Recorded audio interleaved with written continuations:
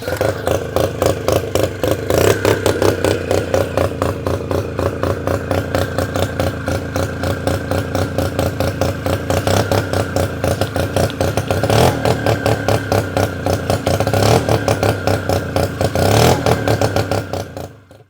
can take a look at the little purple bike there, which is a modified little hustler. Okay.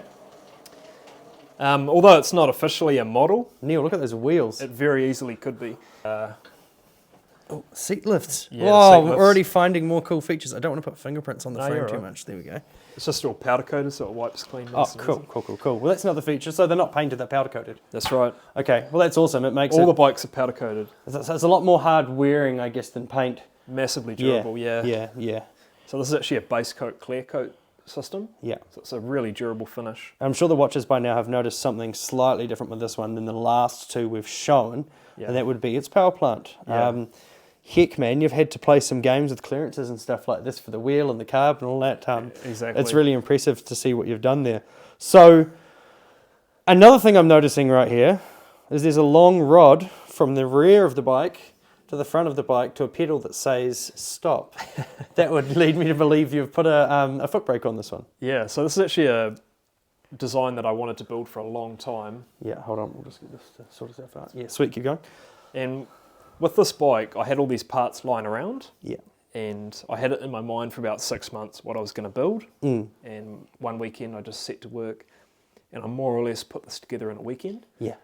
And it was partly thanks to my new ArcDroid plasma cutter. Okay. I was able to cut things like this disc out of a plate of steel Yes. and different bracketry and things like this, all on the fly, kept me moving and let me smash this out in a weekend. That's really, really, really impressive. This is a completely different caliper setup, hey, with the... Yeah, so that's a go-kart styled mechanical caliper. Okay. So this rod style would normally be on a go-kart. Yeah. This rod would extend all the way to the front of the cart and Yeah. hook up to your pedal.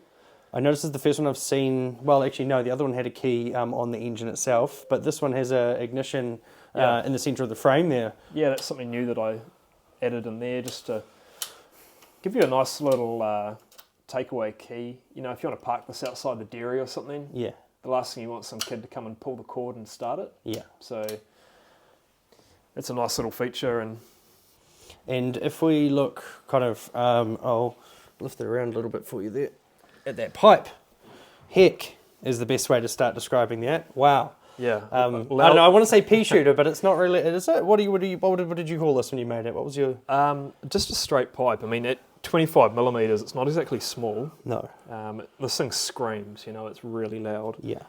I didn't really want a loud bike. Yeah. I just started making the pipe and I thought, well, I got to about here with my ideas and I thought, where am I going to put the muffler, you know? Yeah. I thought, well, I wanted to finish this bike off for the New Zealand Motorcycle Show, so Yes. I'll carry on. I'll just make a straight pipe for now. Is this the one you made really last minute for it? Yeah, this Yeah. came together real quick. Yeah.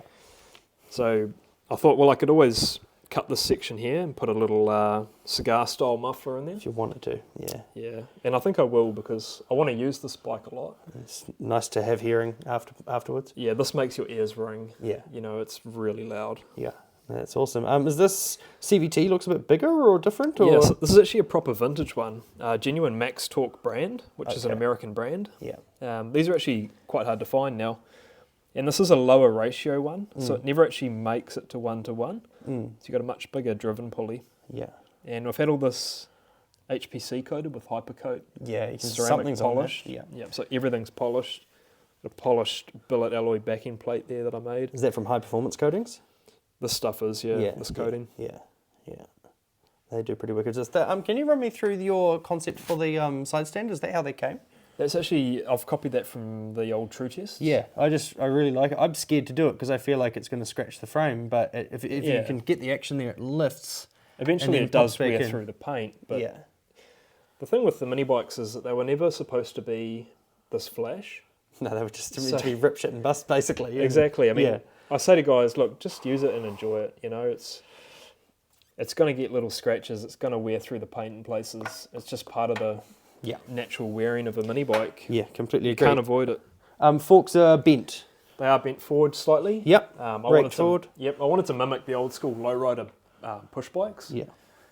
And I really like that look. It gave it a much longer wheelbase and quite a cool low slung look. It's a really impressive machine. Like for me, the candy kind of colours always just pop and stand out. Yeah. And they don't get old for me. Yeah. Some people think of it as like early 00s hot rod styling, and I'm just like, no, it's now. It's forever. It looks really good. It just pops so hard. And are you getting all these chromed, or is this all polished? That's chromed. Yeah. So what I do is I polish the steel first, Yeah. and then send it to them to be just chrome plated. Yeah. Straight over the polished steel. And there's one thing people don't realise in New Zealand is like simple things like this. When you've got a population of 5 million people, chroming is not cheap. No, there's only about 2 places in Auckland that'll do it. Yeah, and so, outside of Auckland, there's only a few places in New Zealand, so we've really got limited choices. Yeah. I got some of my stuff chromed over in Thailand and was paying pennies on the dollar, man. It was incredible. It was okay. It wasn't amazing quality, but here, you're getting good quality, but you're paying for it through the teeth. So exactly. All of these things add up. It looks like the engine's been high performance coated as well. It's been vibration polished. Vibration polished. I don't even know what that means. So it's been put in a bath full of ceramic beads. Yeah. And then it vibrates, and all those beads polish the surface. Okay. So it's kind of like a tumbler. Is this just you finding out about new ways to do things and trying them? Yeah, well, I've got a good relationship with high performance coatings. Okay. And every time I go in there, I try and experiment with a new finish. Yeah. So this bike was all about stretching the limits and just going all out with custom finishes, basically. You were with high performance coatings on their stand? Yes. At the Auckland New Zealand Motorcycle Show? We collaborated, and I had 3 or 4 bikes there on his stand. Cool. And it was a good showcase for him as well to show what his products some are of the capable finishes. of. Yeah, it's great. I've got a good relationship with Nikolai there, and we produce some really amazing results. That's impressive. All right, well, we've been through front wheel. Okay, sorry, Neil. We need to talk about the front wheel. Neil really likes the front wheel. Yeah, okay. So these rims, they are produced, I think they're probably made in Thailand or China or something. Yeah. Or maybe Mexico. I don't imagine they'll be made in America. They are an American brand. I think Azusa, maybe. I can't put my finger on it. There's no stampings on them, are there? Nah, there's no brand. Some of them have branding on them, some of them don't, but they're just die-cast zinc alloy, high zinc content. Yeah. We tried to polish those, but they didn't come up very good because of the zinc content. Yeah. It still looks really good, though. I mean, like, if you grew up throughout the 80s or the 90s and you lived in New Zealand and you knew an old boy with an old V8, there was a 75% chance he had a set of these on them. Yeah, we called them hustlers. So it's really, really awesome to see. I really, really like that. So in the lineup of things, we've gone Mini, we've gone to the Fat Boy. This thing here is a bit of a custom creation. Yeah. Do you want to talk about my bike I want to take home with me that I'm not going to? We can. I think first we can look at this. Okay, let's look at that one. Bike, awesome. Which is a rendition of the Fat Boy. Okay, so this is like a